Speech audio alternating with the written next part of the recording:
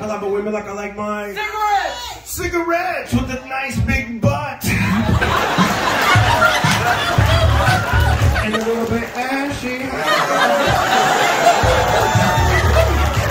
And picked up by bums. I don't know.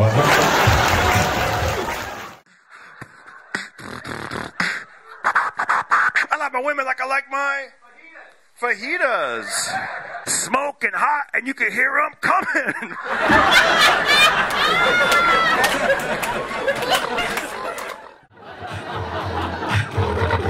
I like my women like I like my Losing lottery ticket. I like my women like I like my losing lottery ticket.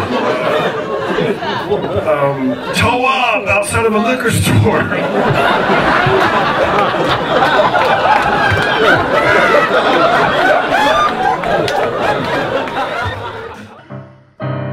Pocket party. Did you actually work as a bus driver in LA? Santa Monica, like I said. And how long did you do it? I did it for 3 months. Wow. Well, I quit because after the first day of training, I crashed into 2 police cars. So I was gosh. Yeah, it was so embarrassing, man. That was a sign from God. Like, man, you gonna get off these buses, man. You gonna kill somebody. Like, you swipe Santa Monica police cars, bumper hanging. Everybody listen to Darren Carter. Yeah. We all know he's the party starter. So if you want to listen to a podcast for free, listen to a pocket party. Pocket party. Durant. Hey guys, do me a favor, subscribe to this podcast. I know you're listening, but hit subscribe. That way when a new episode comes out, it'll be there waiting for you. All right? And if you want to give us a little donation, DarrenCarter.com, hit that PayPal button. Or if you're into Venmo, it's at Darren Carter Comic on Venmo. I'm also on the Cash App, $ Darren Carter Comic. But the best thing you can do is subscribe. That way the new episode will be waiting for you. And thanks again for checking us out and starting that party. So let's do it right now. Let's start that party in your ear holes. Pocket party. And we're back. Hey everybody, it's your host Darren Carter, the party starter. We are in a park in Monrovia. After the show, it's dark. And I'm here with the one and only Doc Willis. Yeah, we out here night creeping. It's Doc Willis in the building. What's going down? What's that? Well, we're not really in a building. Yeah. It's weird. We 2 older dudes sitting in the park on a bench talk. We're facing each other, so it looks like, are these homeless guys going to play chess? Where's the chessboard? I was just thinking the same shit. I was like, this is like a fucking, it's like a picnic table. If you ever seen the cartoons, that's what we sitting on. We sitting on the motherfucking. Yeah. And Monrovia, I would describe it as they describe it as like a throwback, like a Mayberry type of town. It kind of has that small town USA kind of vibe. Yeah. When you inhale a little bit. Yeah. That's racism right there. I can smell it. I'm fucking with y'all. Yeah. You're like, and by the way, you said Mayberry, so back in and there's some cops right there. Oh, wait, are they going to? He saw me when I put my flashlight on, but that was good. Hilarious. He panicked. You're white, bro. I know. He's like, oh, this cop already has one. He's doing an interview with him. What are you doing? I know. Like, fucking hilarious. I know. I'm like, yeah. I know that must have looked weird. Like, why is he lighting up those leaves over there? But, yeah, but it's like, how do you okay? Let's say coming into Monrovia. Have you been here before? Yeah, this is my second time. Wow, I actually like it. Yeah, you know what? The vibe is cool. It's kind of it's like an old Western mixed with a little bit of Microsoft. It's modern, but at the same time, it's got that same like Billy the Kid, Young Guns feeling to it. It's weird. Y'all got to come out here and see. It's nice. Yeah, there's like stones and stuff like that right there. People can drink water in that little like stone-looking house. Yeah. And there's a statue. I did a joke about that statue right there. Oh, okay. Oh, yeah, that's the one you was talking about. Yeah. So that's Mark Twain. Oh shit. Yeah. His book had okay, Huckleberry Finn. We know what the N-word. Okay, well, we gonna go on there to finish, man. Dude, that cop just keeps driving around the park right now. Oh my gosh. Oh, probably he because I just- got my hoodie on. He's just Hey, circling the officer, block. We're good. Yeah, we're just doing a podcast. Nah, hey, they good. Yeah, they're good. They're just like, but no, it's funny because I on stage I said this, but it's true. I'm at an age. I was walking here. I'm at an age now where when I see a statue, I'll actually stop and look at it, and then I'll see the placard and be like, oh, let me read about this. What's going on here? You know?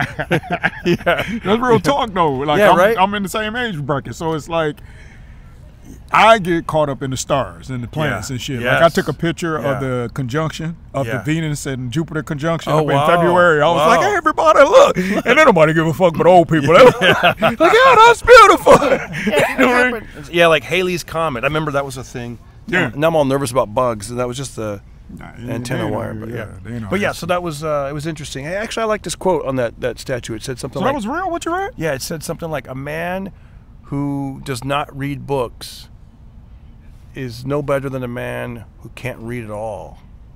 Wait a minute, that's the same thing. Is it? Oh, Yeah, wait. you just said do No. not read books. You mean a man that read books? Oh no, the man that a man. Let's say you can read, but and you choose not to read any books, Mm-hmm. then you're the same as a guy who can't read at all. Like a guy who can't read. Oh, that's what it says? Yeah, Oh, okay. it's probably more eloquent than that. But I mean, Definitely, it's got to be. I read it like if 2 it hours. sound like that, they don't. The guy who reads the books, then he's no better than. Fucking Yeah. hilarious. A man who reads I don't know what it is. You guys go to the park and look it up yourself. I put it in my Instagram stories. You know what? It's gonna be driving me nuts. Let me just get the damn quote down. Okay, hold on. This is real talk, real time. Here we go. Going to my Instagram. Here we go. Oh, here it is. It's a pretty cool statue. Check this out. yeah. Mark Twain. The man who does not read good books has no advantage over the man who can't read them. There it is. And I was thinking, I don't really read books like I used to. Yeah. I mean, I read, but I'm only reading the internet or whatever. Right. But I do listen to books. I don't know. Are you into audiobooks at all? Do you ever listen? Nah, I like to read them. You like to read books? Yeah, because I like to, like, Yeah. you know, have you ever read a book? No, I'm just Okay. kidding. No, I no, I believe haven't. you. Yeah. You're like, no, shit. No. Like, but I like reading because Yeah. it's, if an audio book says a word that I don't understand, I have to pause it and, Yeah. But when you're reading a book, you kind of get the spelling of it, right? Right. And then you go, what is this word? You know what I mean? Like, let me look that shit up right quick. So I just like to fucking feel stupid a little bit. And when you read a book, do you like to read a real book that you can hold and smell and turn the pages, or do you like to read like an online book I have with your device? Only books that I have, 99%. The only book that I have that's online is the Book of Enoch. Fucking, I had to, Yeah. you hear about the Bible and then you hear about this Book of Enoch, and I was like, let me fucking get this shit. Yeah. And I got one from online, and that's the only online book. Oh, you know what? I read Outliers. Oh, yeah. By Malcolm Gladwell. Malcolm Gladwell. Yeah. So that would be another book that I had online. Because what I do like about the online books is, like you said, you can like tap it and then instantly like it'll Google the word, like it'll search the word. So you're like, as opposed to like a book that you pick up, then you're like, well, no, actually that's no big deal, right? You just have your phone next to you and be like, Right. what does this mean? But you know what's weird about that is like when you look when you tap on Google, can you look at it? But there's something about the work ethic that you have to do when you're reading a page book. Yeah. Then you have to sit that down and you have to go and then go look up and then Yeah. it's like the work ethic makes you have more of a photographic memory And connect with it Yeah, more. connect Yeah. with it more. So that's Yeah. what I like about it. You're right. That is the advantage that I love about it, because you can also, I've learned now to highlight more, circle certain things, put notes in the margins. That's because another thing with Yeah. age. You're like, well, with me, I didn't do it when I was younger. And now I'm like, oh yeah, I should. I love this because this is really. You didn't this is a- highlight shit when you was young? Well, not- yeah. Fucking God, what you did, got photographic Yeah, memory, like- this guy. Yeah, I didn't really highlight. I would just. Oh, wow. Because I would, I wouldn't make notes in the margins. I would just like circle something, and that would be it. So you never had like a point in a book or a paragraph in a book that struck you so much that you had to highlight, like this is good shit right here. I'm gonna come back and read this part. Now I do, but when I was in my early 20s, no. I didn't, you know. Yeah, I used to do that all the time. Oh, you did? Yeah. Wow. I used to be like, when I find something that would strike me to a point, I'm like, this is fucking amazing right here. Yeah. I'm gonna go on ahead and then quote that to a chick, you know. Oh, these words is gonna kill this chick when I say. She don't even know I'm plagiarizing. But To be or not to be, that is the question. to be or not to be in that ass. Sorry, ladies. Sorry, I highlighted that part. I had to use it. Yeah. Oh, you know what? Let me just double check just to make sure we're recording. Only because it's dark out here, and I'm like, yes, we're good. Okay, good.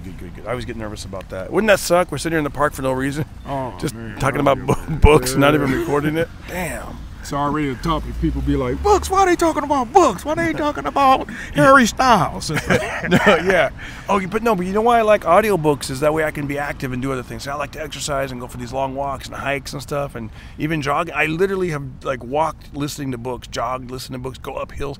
I was listening to this book by Ernest Hemingway, and he's talking about being on a safari in Africa, and you're just out there, and he's talking about seeing the lion, and this one guy basically like freaked out and looked like a wimp in front of his girl, and then the guy that was on the safari was like, he said an old Ethiopian proverb, and he's like, there's 3 times a lion hunter is afraid. He has fear. The first time is when he sees the lion's tracks. The second time is when he hears the lion's roar.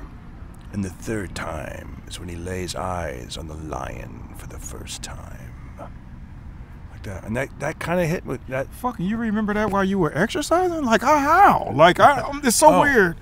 Honestly, I just rewound it and listened to it again. Oh, okay. I go, that's good. So then I listened to it again, and it caught me. And also, at the time, I used to work out at the boxing gym. And I was thinking, like, I wonder if that's how it is with boxing. Like, I asked this guy, Buddy McGirt, 2-time world champion, big fighter. Now he's a coach. And I said, how is it with, like, and he told me the different ways that a fear could actually, a little bit, would enter a boxer's mind. Okay. And I'm like, what's the first time? Like, when you sign the contract? And he's like, no, that's when you know you're getting paid. So you're not really afraid right there. Right. I forget what they were, but I know one of them was, I want to say, like, when you first see your opponent for the first time, like in real life, like not just videos or photos. Like you actually see him, he's right there, that kind of thing. That's the guy. I gotta fuck it. Yeah. You gotta knock this guy out. He's gonna knock me out. And also, I remember one time, I might be confusing that story, but I remember one time he said, like, you could have all the crew with you, the whole posse. You got 20 guys walking into the ring. But you go 3 steps up into the ring, and they all go back to their seats. Yeah. And you're just by yourself up there, like, okay, Yeah, it's that moment, that clarity where it's like, it's all you. Ain't nobody else fucking here. It's kind of like what we do as comedians.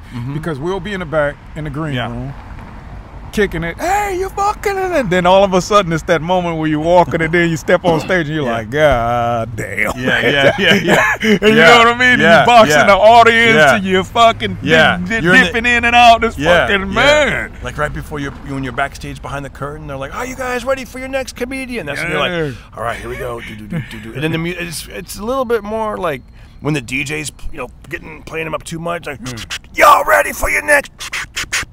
Here he is, the one and only, and then you're just like, oh gosh, I hope this goes, and usually it does, but What is his name? The DJ and the people that bring us up is similar to the guy. Oh, the ring announcer. The ring announcer. Yeah. What's his name? Get ready to rumble. Let's get ready to rumble. How am I forgetting his fucking name? Let's get ready. It's fight time. Yeah. Or what's that thing that says, let's go. It's the same hype though. It's exactly the same. It's like this escalation of, and then there's this expectation of this great fight or this great performance we have to do as comedians. Do you remember? I remember one time this DJ asked me this question, and I hated it because it was on the radio and I just wasn't prepared. He asked me, "What's the worst show you ever did, or the worst time you bombed?" But because I think as a comedian, I don't really like to dwell on that. So I don't really I'm not like, well, it was the summer of '90, but. Have you had that happen where there was just like a really bad ew. Yes. I have 2. One was when I first started comedy in Detroit. I did a fucking cabaret. Yeah, you already know, a goddamn cabaret. It was not comedy. They put me up there. Yeah, next comic coming to the stage. We're gonna have Doc Willis go, but packed. And not only like it was a club. It was like they had a cabaret celebration, but in a music club, dance club. Wow. And it was fucking horrific. Wow. Man, so silent. I didn't get booed. You know, which is good. Yeah, you know, when yeah. the black comics say he ain't never been booed, that's real talk. People would say, "Hey, man, you ain't a real comic unless you got booed." That's bullshit. No, but there and when. How did you feel after that? How long had you been doing comedy at that point? I didn't even really do comedy at that point. It was like I did an open mic. Yeah. I took a comedy class at Mark Ridley's Comedy Castle in Royal Oak, Michigan. Yeah, it's a great club. I got to play it once. Oh yeah. Fucking fantastic. Yeah. And I took a class there, and I was like in and out. I wasn't. I wanted to do comedy, but I was like wasn't sure of myself wanting to do it. Yeah. Meaning the confidence. So every opportunity that I could get, I took it. And After I bombed, because my bomb was like I'd been doing it for about 6 months. I was probably like 19 at the time, but I played bowling alleys and little weird places. But what hurt so bad was that it was at a real comedy club, and it was like they had the MC, and then they had the opening act, and then they had me going on right before the feature, and man, it was like. It just made me feel so bad because I was like, wow, like I guess I can do okay when it doesn't matter, but when it matters, that's when it was.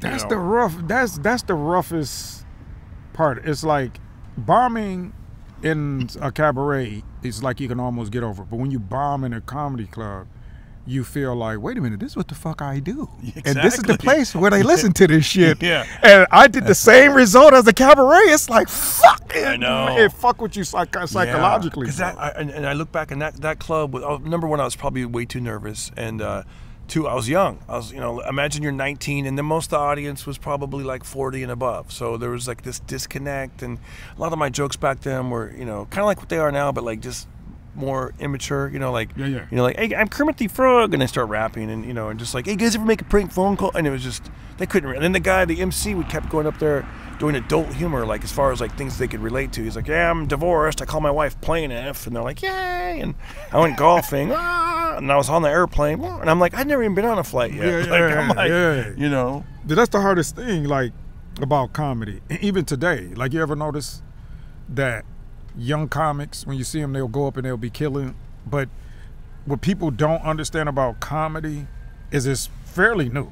Stand up as a genre on stage, people getting paid, coming into the clubs and seeing, you're talking maybe early 60s, 70s.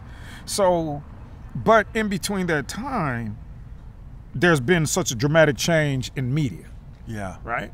So a lot of the young kids do today, when you watch them on stage, we done seen that already. We just like, but they'll be ripping the room, and we're like, nah, that's been done. But it's not that they even stealing. It's just because they don't know nothing else. Right. And it's a weird dynamic with comedy because there's no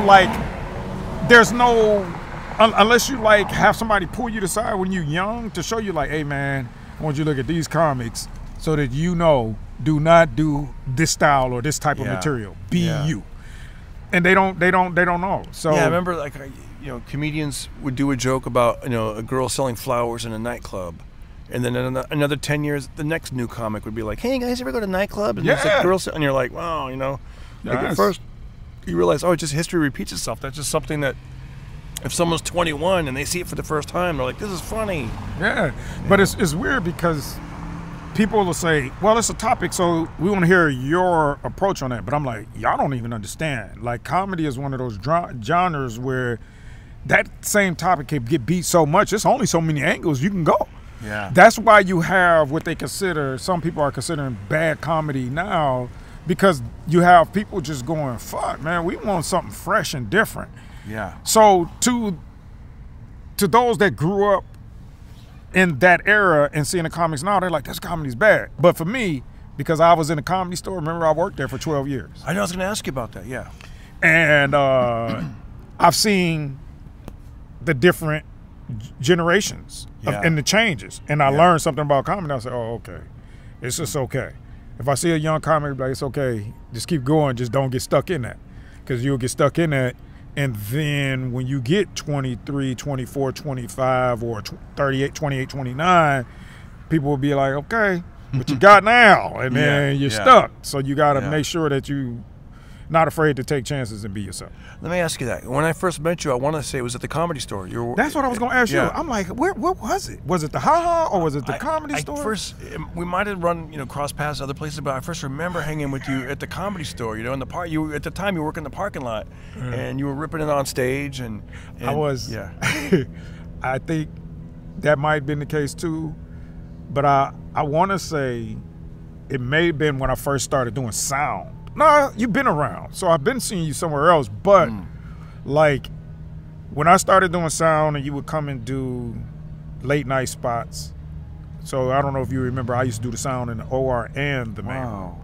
So it's like tonight. Yeah. I was telling the guy in the back, I was like, this Darren, he got to turn the mic down. He's up there, turn the mic. And he wasn't in his seat. And I was like, Darren does this. Because I know your beats, how you do things. Yeah. I said, no, Darren got to have the volume to a certain point so that he can't, so they can hear him and feel him. And I'm like, man, he's not doing it. Like Ari Basil's show, you did that one, right? Yep. And then so like. Oh, that's right. Yeah. I was doing the sound. So I knew, okay, Darren's coming up. Let me turn it down for Darren because he liked to beatbox in the mic so it could be crisp and clear and not overshadowing everybody and like hurting your ears. I said, man, y'all got to know the comic. You don't know. But that's the problem with places like where we perform today. Not that it was you had a bad set or anything, but it was just like there was a point where I'm like, man, you're messing up his set. Yeah, because they had the mic too hot at one point. Yeah, because you told him. Yeah.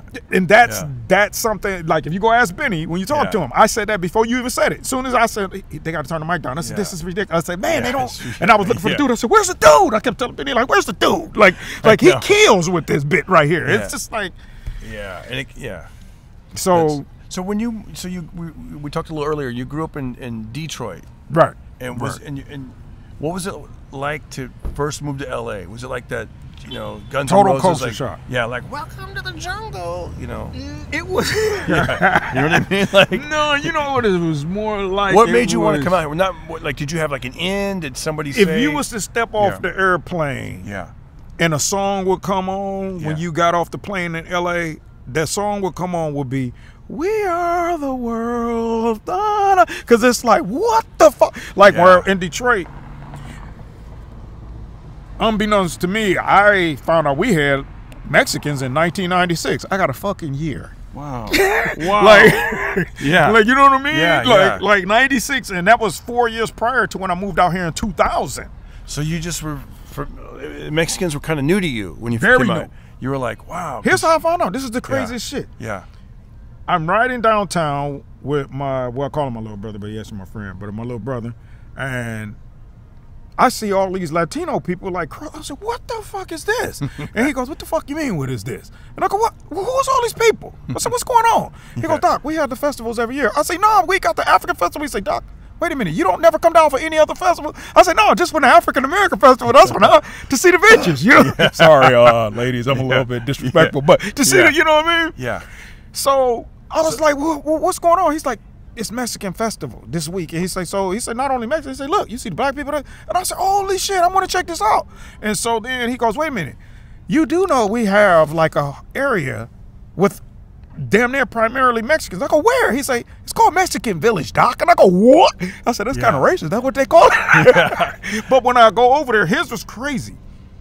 That area is not only Mexicans, it's Asians, Puerto Ricans, blacks, Arab, white. It's like the whole. Wow. So that was my first time ever going, what the fuck? Because I went to school with white people, black people, and Arabs that were called Chaldeans. Because Chaldeans, Paul Elliott. Yep. Yeah. Okay, Paul lives 7 Mile and where he talk about that area. That's where I used to live over there with my grandmother. Wow. And I went to elementary school and middle school with all of them. So I had some Arab friends, I had some white friends, and some black friends. So I kind of was a little bit understood culture a little bit. Yeah. But when I came to California, I was like, man, what the fuck? like, This is crazy. Like everyone's here. The first time you saw like a Samoan person, Samoan. you're like, wow, they're so like big, like, right? huge. Yeah. Like, I said, what? I was like, huh? And like, Yeah. even like when you look at, okay, if you look at somebody from Ukraine, Russia, Yugoslavia, you would think that's the same country, but they're not. They're different. You know what I'm saying? Yeah, And if yeah. you call one the other, it's like calling a Right, Salvadorian a Guatemalan. It gets rough. Or a Mexican, Yeah. Puerto Rican. You know what I'm Yeah. talking about? You know Yeah, what I mean? yeah. Like calling an African a Right. black African. I remember comedians would be on stage at the Ice House if they were from like New York or something. They'd be like, what's up, man? We got a lot of Puerto Ricans in the house, and they'd be like, boo, like no, look at, come on, man, get it. You can't. You have to like be, and that was another thing. You develop a consciousness towards asking questions about where you like, or stating where they from, because when you first move out here, you automatically just assume everybody's Mexican to a certain point. Oh yeah, what part of Mexico are you from? You fucking you're like, whoa, easy, Venezuela. brother. Yeah, You're like, yeah, yeah. Exactly.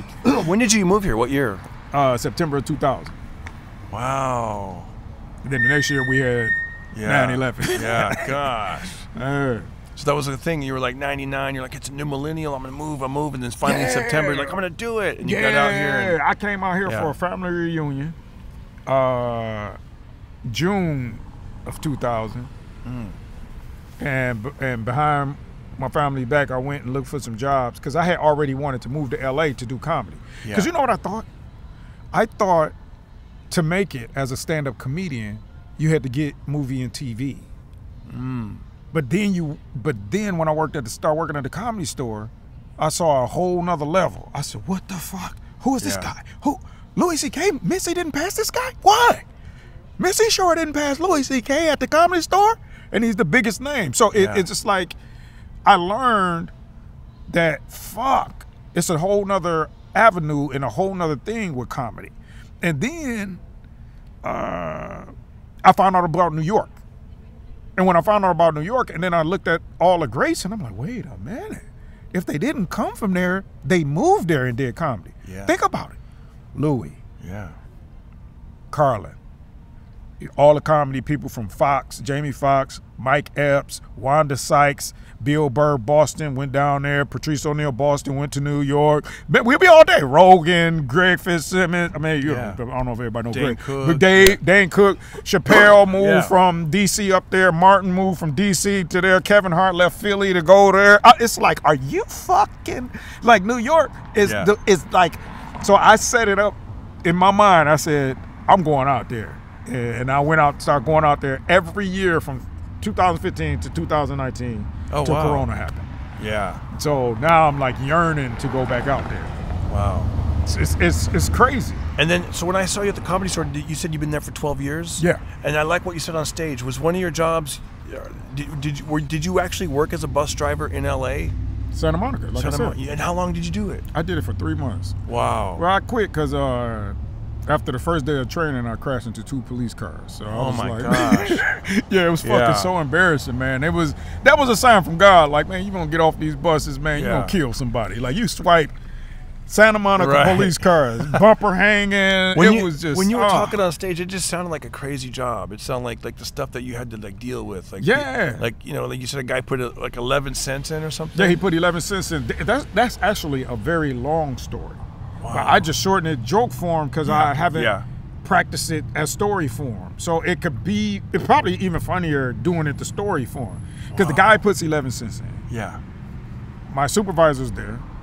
Oh, He sees him. He's on the bus. and Yeah, oh when he my said gosh. fuck me, because that's Yeah. exactly what he said. Yeah. F you. And then my supervisor, he was talking to some passengers and he didn't know that was happening. Wow. So then he happened to just look up and see him going down the aisle and he goes, hey, did that guy pay you? Like that. And I was like, nah, he ain't pay me. He goes, hold on. All right. So they start arguing. Oh, He said, wow. you know better. You know better. You should be paying. He goes, man, fuck you, man. He goes, man, I'm on here now. And he was like, okay, but next time, you know better. So I'm like, what's Wow. going on? I said, man, he put 11 cents in the box. He said, yeah, he do that every time. Oh wow. Yeah, so then We do When our you're route. When you're driving, are you like constantly like not only looking at the road, but kind of like looking at those mirrors up there to see if there's any crazy people on the bus? Or you have to pay attention to the passengers because you don't know what's popping off. Yeah. So you kind of look up a little bit, check, because it's drama. It's public transportation, and it's in L.A.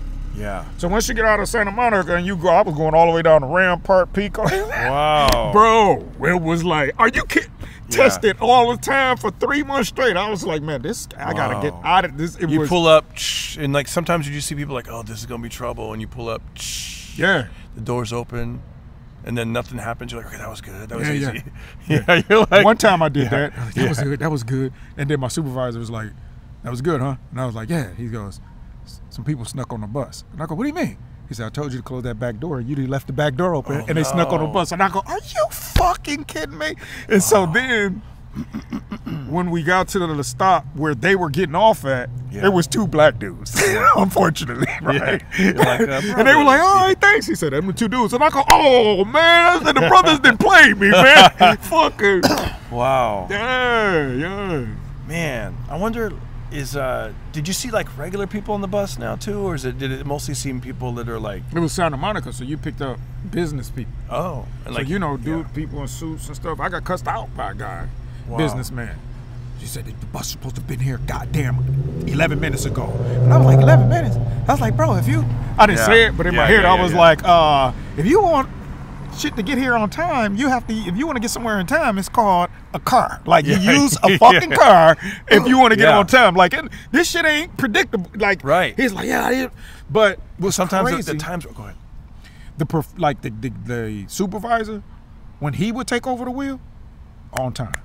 11:36, 11:43. Man, let me tell you something, man. And that's when I learned. I said, holy shit.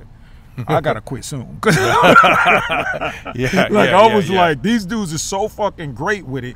If bus drivers are late, it's only because either they just started or something else popped off. Like they know how to weave. I mean they whipping it like it was a Yugo or something like a tiny car. I said, how the fuck? And he goes, that's how you gotta do it. Boom, boom, boom, boom, boom, boom. Hey, get up. Hey, I told you gotta talking to the customers. They all know him. It was like, oh, this was a whole routine right here. Yeah. Did he like his job? He loved it. 39 years. Wow, because the way you're describing him, it sounds like he liked it. He's used to it, and he's never, I don't miss a trick, that kind of thing. Hey, you got to pay next time. Right before that accident, he told me to quit. Wow. He saw it. He's like, this isn't for you. Yep.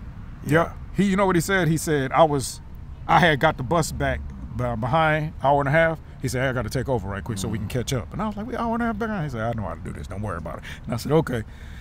And then while we driving, he asked me something, and then he looked at me weirdly. He was like, what do you do? And I go, what?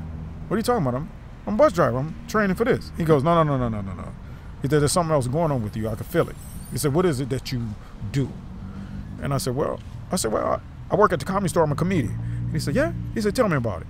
When I tell you, I went an hour straight. Just, and Joe Rogan and and Dave Chappelle. I was like excited telling him. And then when he got us caught up, he said, we had a break, and he said, hey man, listen, you need to quit. He said, because doing this, you ain't gonna be able to do what you do. And he said, you gotta hear yourself talk. He said, I'm listening to you. He said, you love this. He said, man, how old are you at the time? I was like 38, 39. He said, you still got that cushion to where you can make some things happen. He said, quit, and even if you have to go homeless, just do it. You'll see something will change, and it'll show you something. He said, but you got to put it in right now because you're going to regret it. And he said, don't quit, because he loved being a bus driver. Yeah. He was like, I took this, 39 years in, I'm making this much money, I get this kind of overtime, I'm straight. You know what I'm saying? And he saw the light in you come on. You're like, comedy, oh man. Yeah, like I was excited. And that was, but it was just weird because here's the weirdest thing is he wasn't my supervisor, he was my trainer. My supervisor, the superintendent actually that run the whole bus company, he was training all of us, training me for some reason, whatever. We went to McDonald's on a break.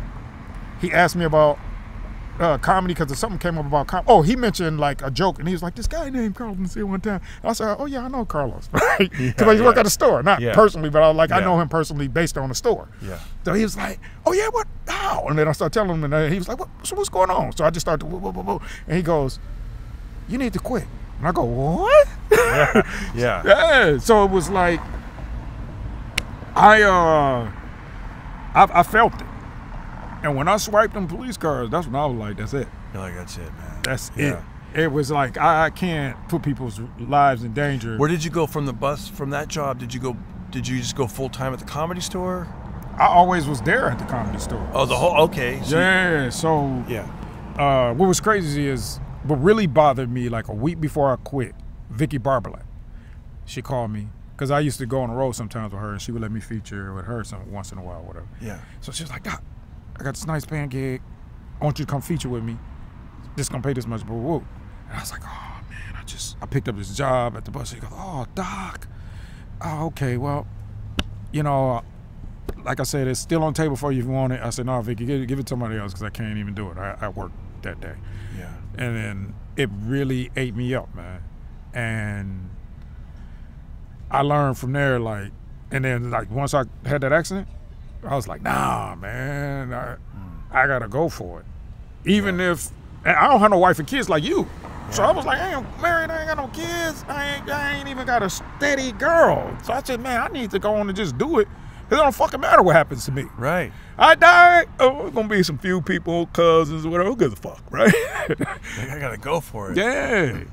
So you're like, okay, I'm full-time at the Comedy Store. That's what I'm going to do. And was there a point, being there 12 years, was there a point when you're like, okay, I need to step away? That's what it was after the 12 years. Oh, at the 12 at the 12-year mark. I talked to a few of the guys that are there now, and they're like, they're in the pocket, you know, I think they rotate the parking lot jobs. Yeah. And sometimes they're like, yeah, you know, I've been here for 10 years. I don't know if should I keep doing or should I quit? I don't know. Like they have that. That's the things they think about. You know? Because, well, the problem with the store is the problem with me. And for me on up, and probably maybe a little bit, maybe KD, but KD was there before me. Remember KD? Yeah. That died in Vegas? Yeah. Still trying to say something. Well, so KD. Oh, yeah. KD is who trained me for the lot. but all of us were Mitzi's, right? Mitzi Shore. Mitzi Shore's.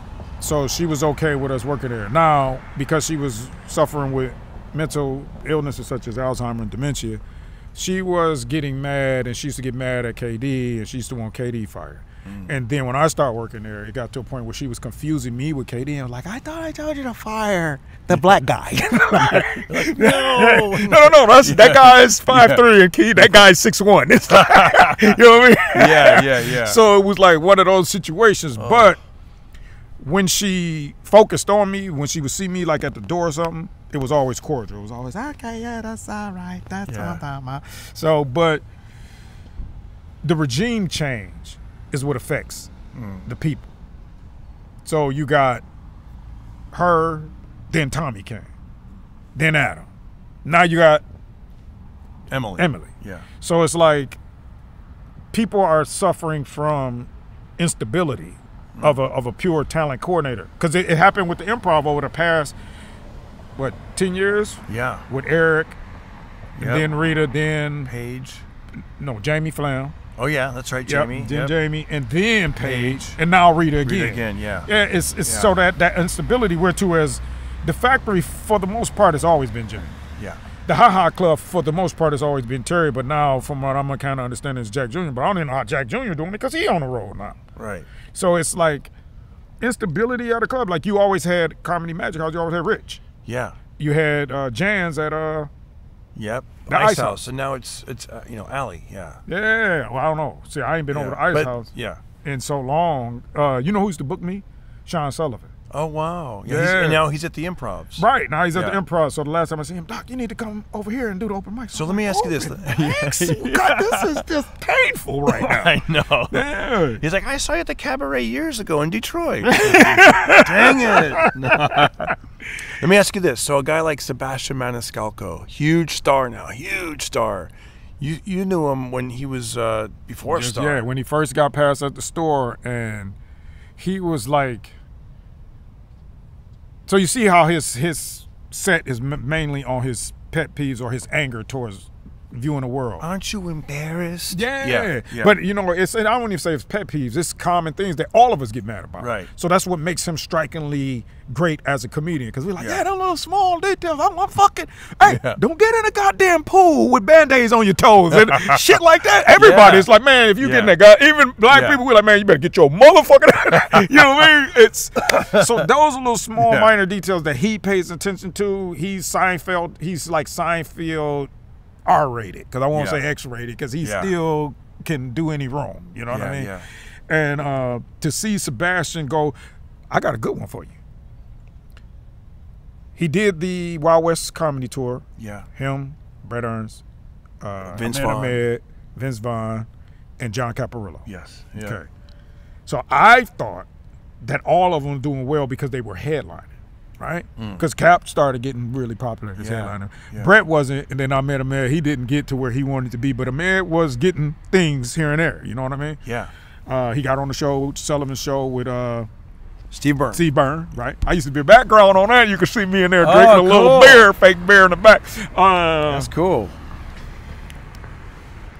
And you thought they were all headliners? Yeah, I thought he was making money as a headliner, and his special head was already out. The first one, aren't you embarrassed? Oh, okay. So I was like, okay, Sebastian is fucking doing it.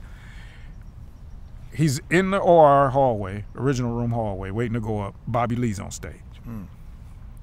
I'm coming out the parking lot. I see him. Hey, Sebastian. I said, man, it's fantastic. I think it might be about 2011.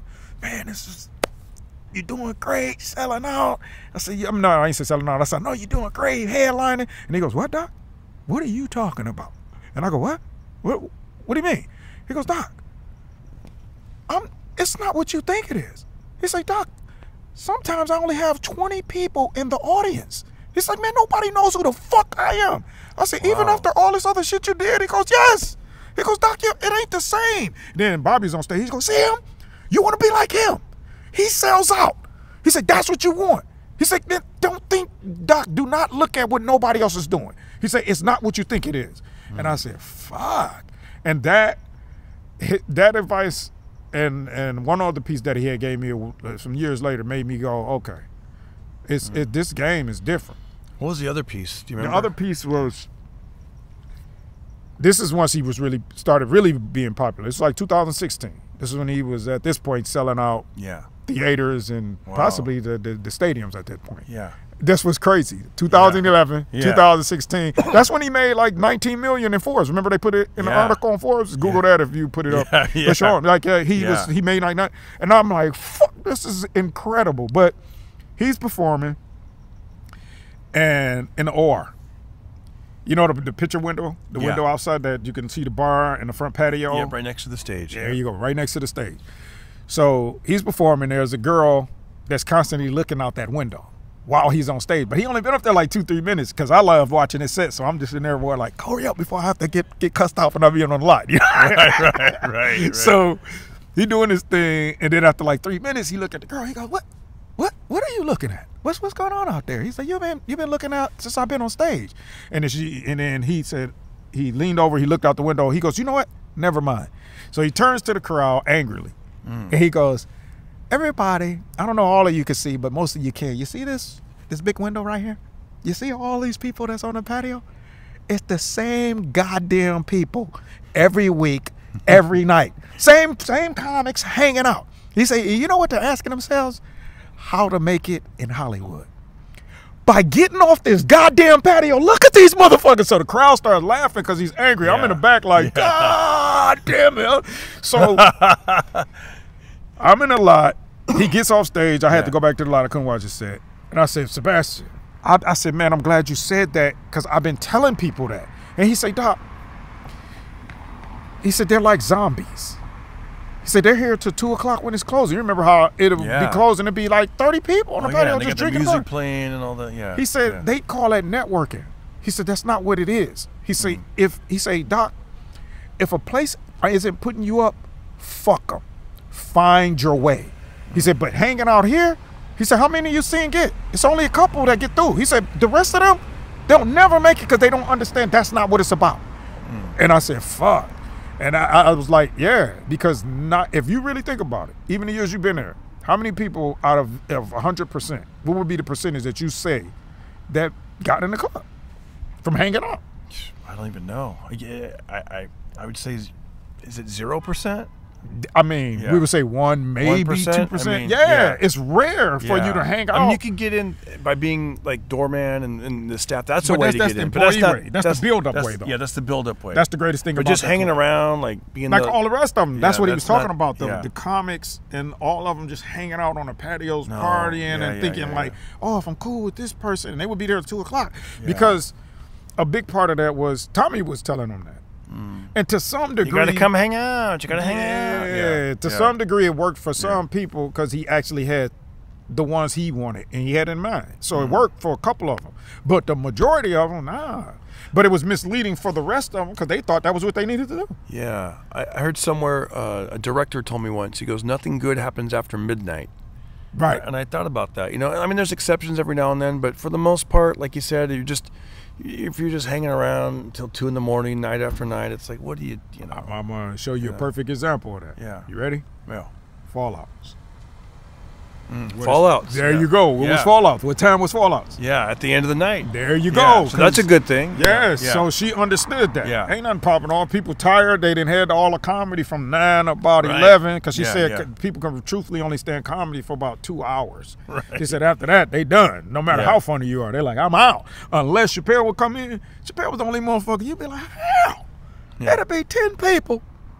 Hour later, packed. You're like, how? It's 1 o'clock. I used to be mad. I ain't gonna lie. Used to be that motherfucker at 3 o'clock jam-packed room. I'm like, how? Go home. I know. They just text, they tweet. Oh my gosh, look who's here. Da, da, da, da. God, it's crazy with that guy. Yeah, fallouts, you guys without boring you too much, it's when comedians at the end of the night, they'll sign up and they'll be like, okay, Doc, you want to go up and do some time? And then after the whole show's over, and that's great because that's the comedians that have the fire in them. They're going to go down there and get on stage and work on something. And comedy has changed so much, even from the time that you were there. Like, now people are like filming themselves and maybe they get that clip and it goes viral. That could actually change their lives. Back in the day, they really weren't doing that, right?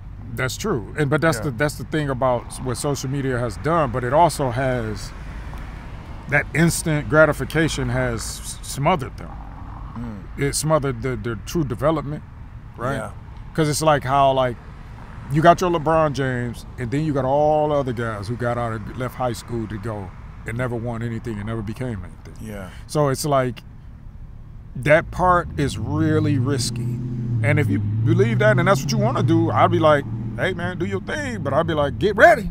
Because once you get that shot and you ain't ready, you can make good money because we all want to live and make good money. But I don't think people, especially people who never been around money, they don't understand that unless you're making consistent hundreds of thousands per year or millions per year, you make that, say if you make a quick 2 million, Yeah. you don't make anything else after that. That shit tap out so goddamn fast. Yeah. You understand? You know, I have a friend that does the podcast sometimes, John DeResta. He had his own sitcom. He was in Miss Congeniality 1 and 2, bunch of movies, got, big fat residual checks. But he said he was only really rich, if you could call it that, for 3 years. Yeah. He's like, he used to rent a big house in the hills. He goes, I used to leave the pool, I would heat it just in case I wanted to go swimming. And then, of course, all that stuff went away, everything got canceled. And then he said everyone on the show, they go on to other jobs. And now he's like, ooh, what do I do? And it's like, boom, the money went, he goes, you still have to put gas in your car, you still have to pay the bills. And all that stuff ended for him back in like 2002. That's the thing I dread about Hollywood. Yeah. Like, if you think about, what's one of your favorite sitcoms? Back in the day, Three's Company. Three's Company. Yeah. Those, other than John Ritter, what are the other ones doing? That's the hardest thing. If a show is successful, Oh, you're right. I think Suzanne Summers you gotta did good, move but other than in that, an area yeah. where you won't get robbed because they know you for being famous, but you ain't really making that kind of money. Yeah. And you didn't, you understand what I'm saying? So yeah. you're living in an area to be safe, and that money dries out because you're paying so much, and Yeah. you're not the star. Right. But you gotta be over here because if you live over here, they're gonna try to rob you because they yeah. poor. it's a weird dynamic for a lot of people. Even when I would do stand up, like on TV, you know, like on BET's Comic View, because they would air it so much, you know, they didn't pay much. But I remember one time I was just walking down the street, and this guy had pulled over. He was doing something, and he saw me, and he goes, "Hey, you're a comedian." And he goes, "I know you," and I don't think he even knew my name. And he goes, "Dude, what are you doing walking?" Like it just tripped him out. Yeah, like, he'd just seen me the night before, because they see you on a platform so big, Yeah. and they automatically assume this guy is making millions or hundreds of thousands. He's funny. He should be in a Mercedes, a BMW. This guy's just going for. I was just walking for exercise, but yes, it's a wake up call. You see it in every genre, though. You see it with NBA players, bench players. The best thing about bench players is they're not as famous, so most people don't know them, so they can kind of be under the radar. But like I said, if you on a TV show or something like that, and you're on a supporting cast, and that show is a hit, they think all of y'all is making it, with the exception of there's Big Bang Theory and Seinfeld. Where I got to be on a movie with Master P back in the day, and I remember in between scenes, he was telling his agent to book 4 Southwest airline tickets to go to New Orleans, and then afterwards, I said, I go, "Hey, is it weird like when people see you on like Southwest, like, wow, there's Master P," because Forbes just said like he made $54 million. Yeah. And I remember he said something like, "No, because I always fly commercial." He goes, "When you brag about flying private, and then if they see you fly commercial, like, oh, he fell off." Yeah. He goes, "But I always, you know, I'm a man of the people. Southwest Airlines." Yeah, because if you put up a bravado, Future just said that on an interview. Like, I don't really like to quote these dudes, but Future, he was like. He was talking about how he had to keep up this lifestyle. Wow. Because he's like, man, I'll rap about this. I got to keep living it. And it's like, oh, that's horrible. Yeah. So he's fortunate that he was able to sell his music catalog lately. But even then, it's like, what else do you have? I was going to say, maybe you could change his topics. Yeah, it's the same thing over and over. But I like going for walks and seeing statues. I like doing free stuff. You know? He can't do that. He'll lose all his comedians. They'll be like, wait a minute, we want to hear about pills and women. Like, you know what I mean? It's like crime. It's like, that's all I like looking up and looking at the clouds and all the free shit. Yeah. It's funny. So you saw Sebastian transform. Yeah, and it's man, you know, all of those guys pop. Yeah, and to see them pop, even whether they making millions or hundreds of thousands, like Caparillo. I think Caparillo probably making millions now, but not like Sebastian, but very well. Selling out theaters, you making millions. Chris D'Elia, all of these guys, to see them go from bang bang, it's like, wow. Yeah. You know. And you know what's interesting? And Cat Williams and Kevin Hart, same thing. Oh, Cat, I know, man. That's crazy. Remember? Crazy.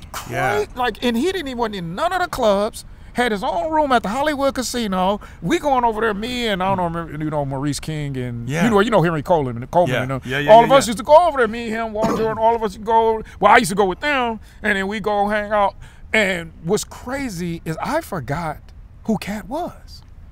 And so when Cat got famous and he came up to the Comedy Store for the first time when I was working there just to hang out, the first time I seen him hanging out there. Yeah. And he walked up to me. He's like, "What up, bro?" And then he shook my hand. I was like, "Man, Cat cool to the motherfucker." He just spoke to me like he knew me. Yeah, it's weird. Same thing with me. He goes, "Mr. Carter, how are you today, sir?" Because he remembers me from the Bay Area, you know, which is weird. I don't remember him. I kind of do, but I kind of don't. Because I think he used to wear weird hats. And then I'm like, okay, maybe I remember. But I remember there was a promoter that put us on a show and they had him host. It was in Bakersfield at the Fox Theater. He was hilarious. And he's great, man. I love Cat Williams. He's so funny. He's great. I got to hang out with him one night in Miami. That's a different, we'll tell that story on another podcast. But it was a great, man. It was very cool. And then so about a year ago or something, I was on the internet and I saw you were part of a big podcast. Are you with Bobby Lee? Bad Friends, and Andrew Santino. How did that? Are you still on there? And no, I'm not on there no more. I left on my own merits. Same thing, man. People are like, "No, man, that's the thing," but it's like when you. Before you get into leaving, how did that go about that you got into? Because you knew the two guys. I know you know Bobby. The Comedy Store. Yeah. You know, like I used to go and host shows with Bobby when I was like coming up in the Comedy Store. Yeah. So he would let me host, and we always had like a relationship like that. So I mean, even for me, it was weird for him to call me and ask me to be on it because I was like, "What's going on? Like what?" Yeah. I said, "Okay, let He's me like, see." hey, I'm doing this podcast. Yeah, you want yeah, to yeah. come in and just kick in and be like so a when third I got, guy? That's I was cool. like, "Man, what is this?" And I was Yeah. like, "You want me to?" But then when I got on there, it was like, "Oh, wait a minute, I'm supposed to play the dumb guy on here. This ain't." So I was like, "You know what? All right, let's go." You know what I'm saying? Yeah, So I enjoy that part of it, but I wasn't gonna stay that guy. Everybody who knows me like that ain't Doc. You know what I'm saying? Yeah. But the fans don't know that. Yeah. But I'm like, this guy Doc's dumb, and they just be dogging him. They in my inboxes, hey man, they gotta stop bullying you, and I'm like, easy fellas, It's coming. it's coming. Yeah, it's like wrestling. It's not really, yeah. It was like, nah, y'all don't know me like that. So I was like, Yeah. let me do what I I do. never, to truth be told, I didn't really watch the episodes. But I saw that you were on there, and I was like happy for you. I was like, oh, cool, Doc.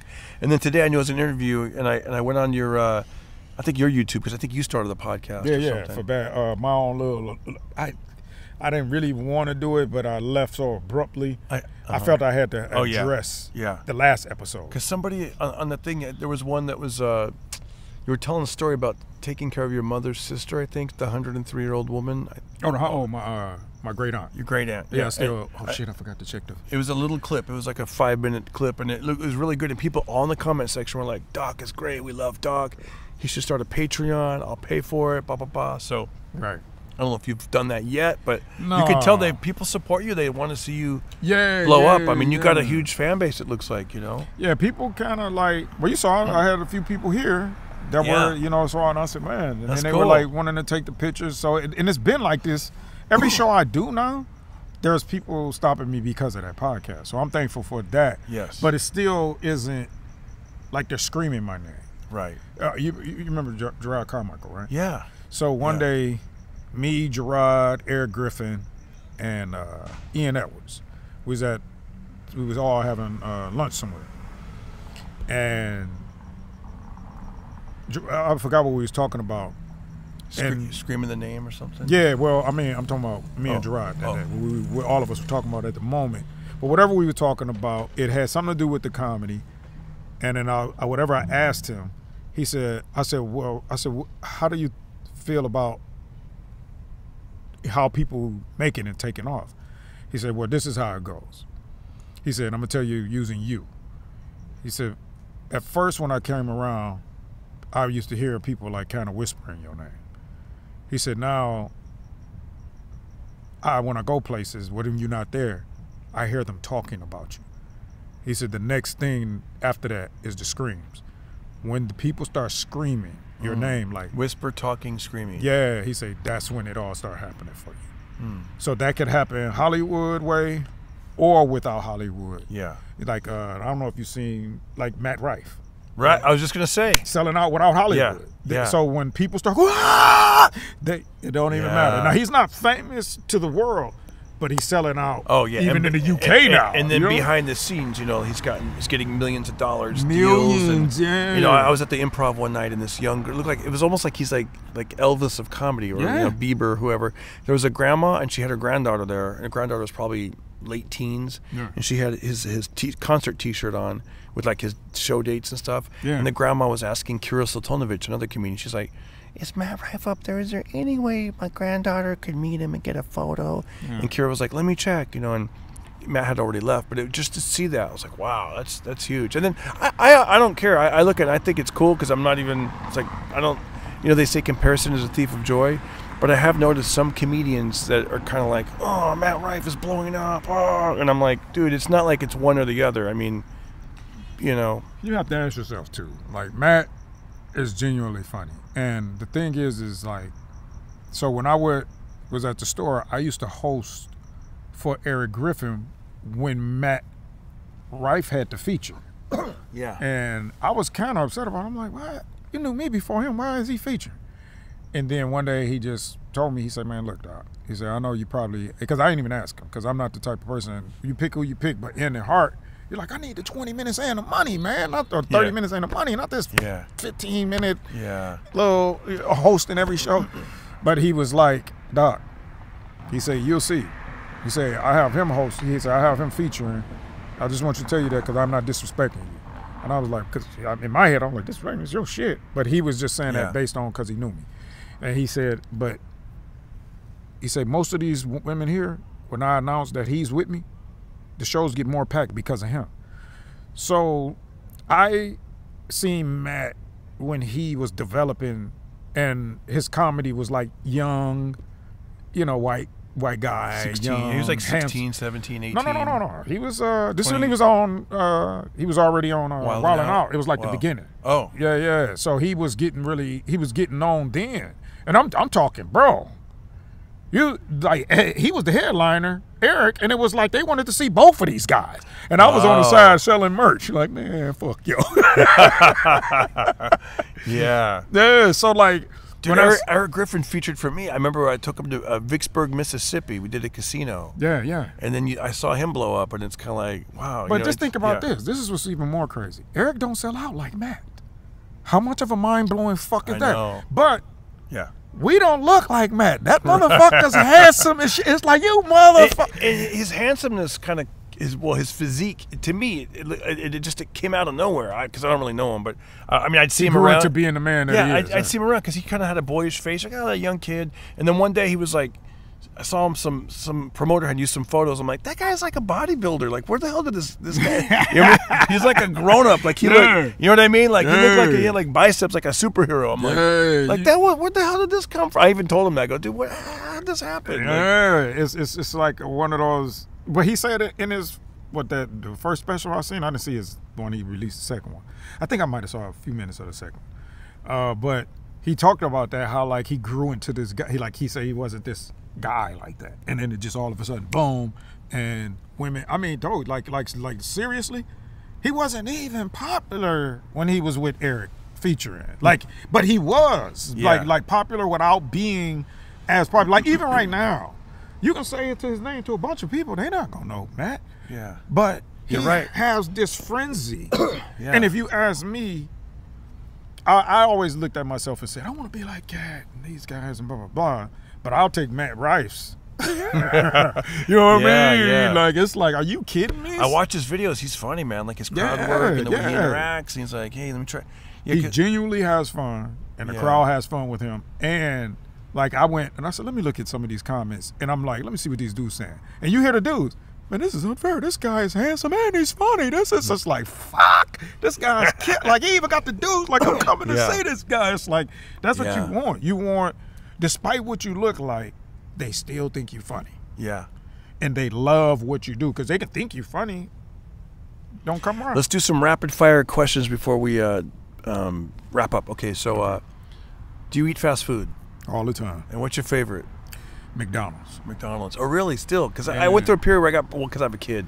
When he was really little, I was like, I'm so tired of McDonald's. But I think they said that they've improved their McDonald's game. Has it gotten better? I don't know if it got better, but that app game, you get them deals. You buy so much, and you get these points. That's the way I use it. Oh, I'll be like, and then like the Dodgers win, you get free fries, and I'm like, I'm about to go on to McDonald's.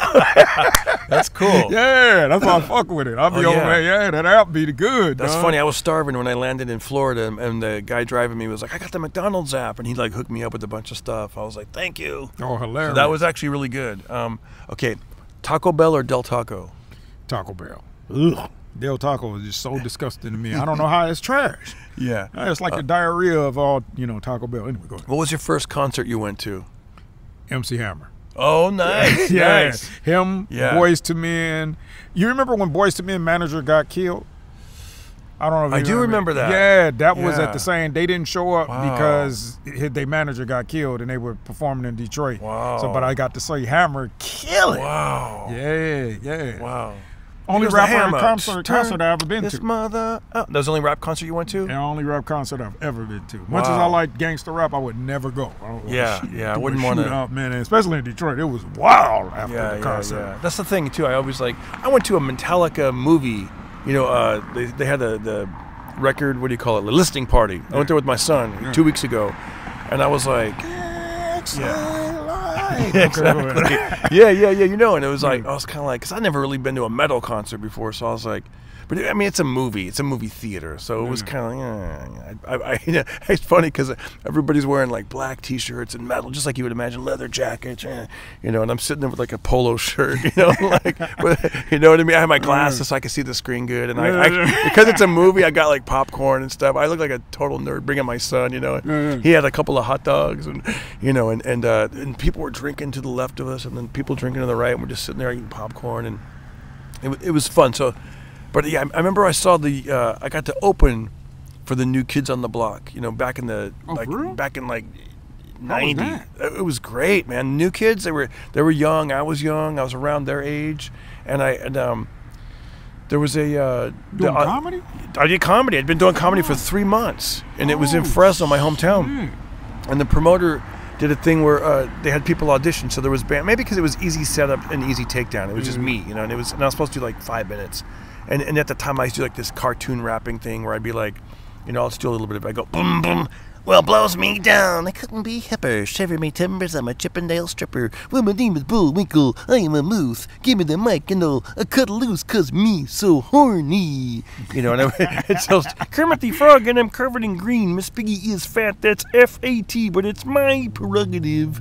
Like the Bobby Lee, you know, or the Bobby Brown song. Old school. Yeah. I do all this old school, but at the time it was hot. It was hot. It was Yeah. happening. So it, you know, and it was my big closer because I did comedy in high school.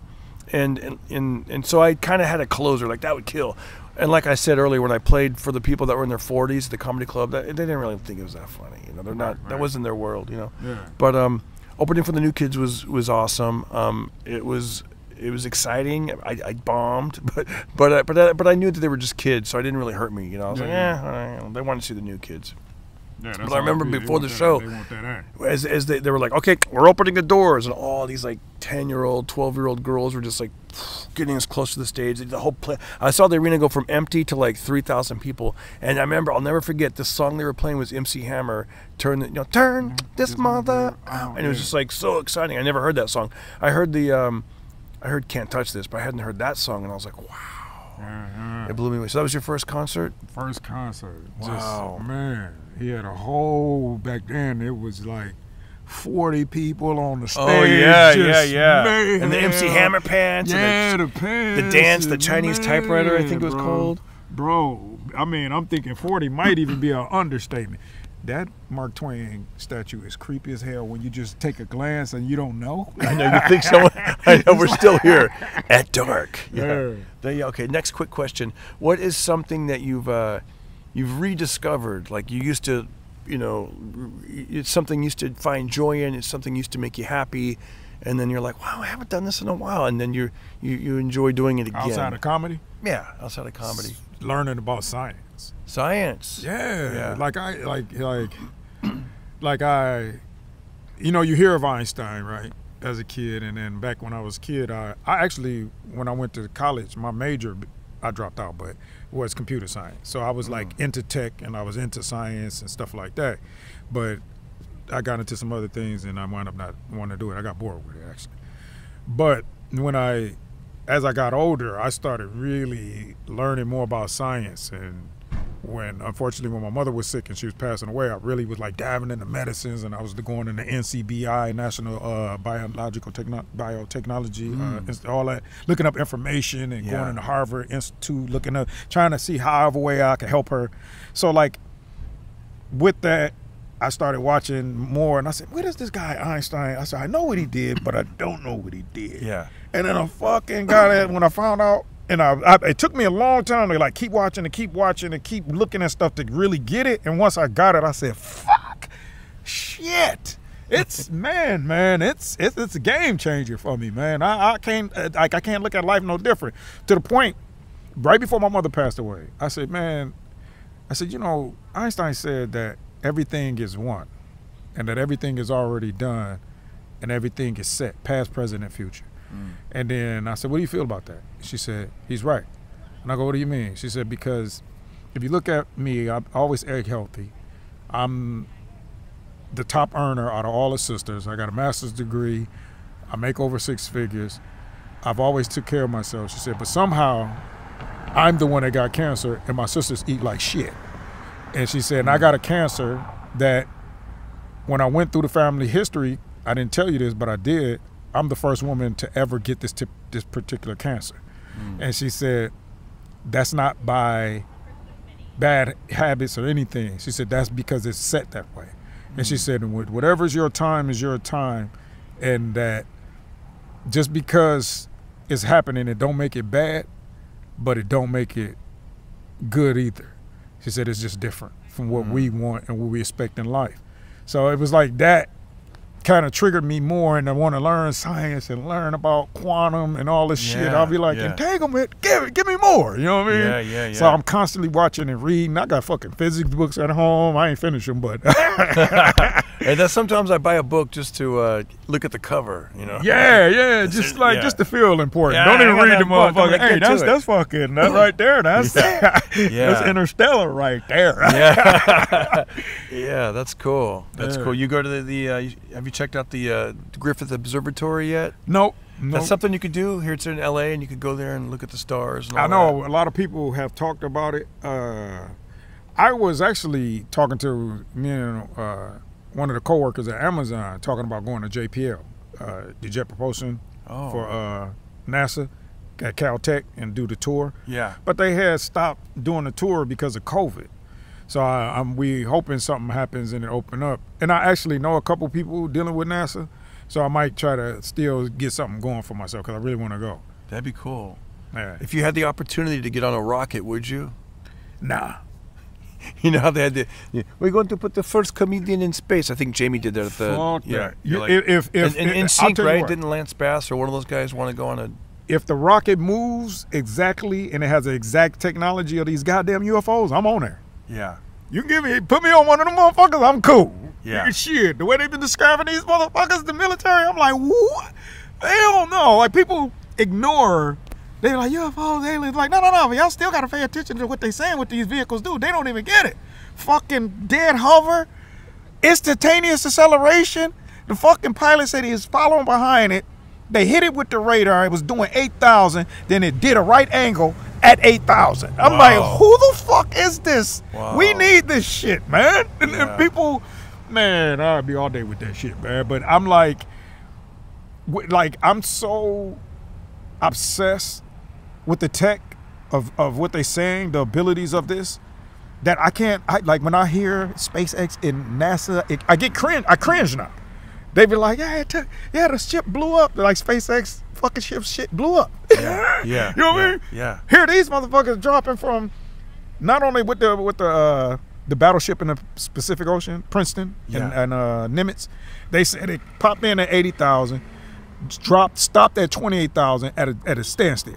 Then dropped straight into the ocean in 0.7 seconds. It was clocked doing 24,000 miles per hour in 0.7 seconds.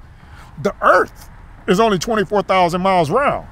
That means that vehicle, well, a little over 24,000. What was that? A UFO did that, or one of the UFO. SpaceX? Oh wow. UFO. That's what people not understanding. I'm like, listen, even though we can't do nothing about it, you can at least be like have inquiry about it, because it's like, who is this? Like you're talking 0.7 seconds? Can you wrap around the world? Changes the whole game. Semis out the door. Freight out the door. You're talking about vehicles that could move shit. You're talking about, hey, you want to go to fucking California? Of course, they're going to regulate the speed. Because even like they said, one of them they clocked 3,000 and something miles, meaning it could go from here to Washington, D.C., they said, in like point something or 1 sec, whatever it was, right? Yeah. And my whole thing is like, man, who is this? Dead hover, don't lose no wind. Not only that, it dropped in the ocean, so they say it can do space, air, and underwater. The military submarines been clocking them underwater. Wow. How the fuck do you not get excited? I'm like, who the fuck? If it's China, we need to talk to them. Like, man, can you just put these at LAX for a minute at least? Let us fucking travel. Yeah. This shit is amazing, dog. Sounds like you're excited. Hey, remember how that bus driver guy, or they told you got to, now it seems like you should, maybe quit comedy and get into space. Yeah, I would, man. No, don't do that. Don't do that. If I had, I actually was like, well, that's why I got the physics books, because I started doing like physics equations, start learning about scalars and vectors and speed and all this, and how to do the equations because they got like a workbook. And it's a lot of work. That's what makes physics hard. It's not about you got to be so smart to do it. It's just memory. Being disciplined. Yeah, it's very, and it's a long time. Like I found myself having to go back to chapter 1. I'd be like, God damn it, wait a minute. Okay, the displacement and wait a minute. The vectors and displacement and speed and what? It's fucking, you got to remember all these equations. You know what? Gravity is 9.83 per second per, it's like, fuck. You know what you'd be perfect for? The Joe Rogan Experience, because Somebody Joe. told me that. Yeah, and he loves this kind of stuff. And the name of his comedy club's called The Mothership. Yeah, but he's had way more qualified people than I could ever be this. And plus, Joe is like one of those guys where his podcast, like I don't really care to do it. You know what I mean? Like for me, because I know Joe from the store. It's his podcast is one of those things where it's like, if I got famous and he was like, come do it, I'll be like, nah. But if he came to me right now, I'll be like, okay, I'll do it. You know what I mean? Because it's got that kind of big point now where it's like he can only have like superstar people. And so to me, I don't really care to do podcasts that much, bro. yeah, I got you, dude. Thanks for doing this one in the park at dark. Yeah, I turned on so many because it's just like, it's annoying. It is. I know. I'm the same way. I'll do them, but it's like, oh. What I don't like is when they want you to go somewhere like during the day. Like, can you sit in traffic and come all the way down here? And you're like, that can be a hassle, But if it's like over the phone or it's like something like that, or that like a Zoom, I'm like, okay. But you don't get the quality though. Yeah. That you get when you sit. Like one thing I learned about the Bad Friends podcast, they got a whole like team.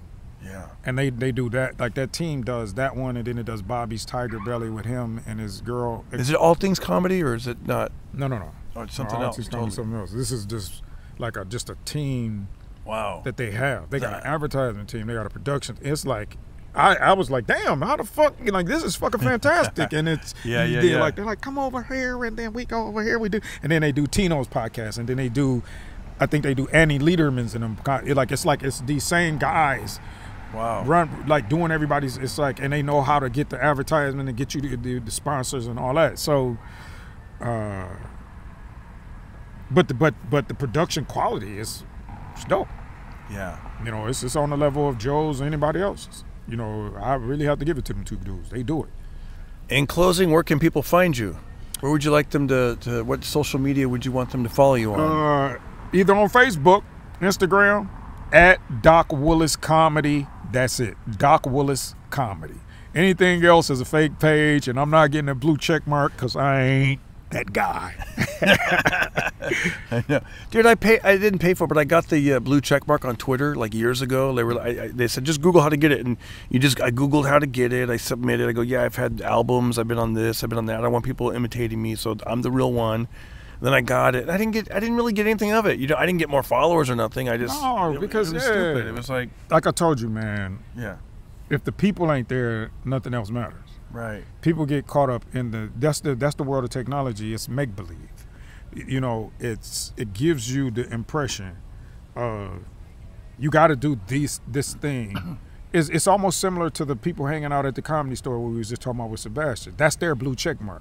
Yeah. It's like all of these people want to be part of something because they believe it's going to give them this existence, and it never happens. And it's like, nah, it didn't happen because it's you. You are your existence. And then what makes you be big is the people. Yep. People. Yeah. You don't need a check mark if the people are behind you. You don't need none of that shit. What's that noise? That was his radio? Yeah. Wow, Newsflash. He looked like a slow-moving UFO. That was creepy as hell. But Doc, great seeing you again, man. I'll see you later. Thank you. Yeah, for sure, man. Good seeing you, Doc Willis. Dude, thanks for hanging out, man, at the park. You could have done a lot of things. I know you want to go home and read those books, so yeah. So thank you. Hey, come on. All right, Doc. Thank you. Dude, that was cool. Yeah.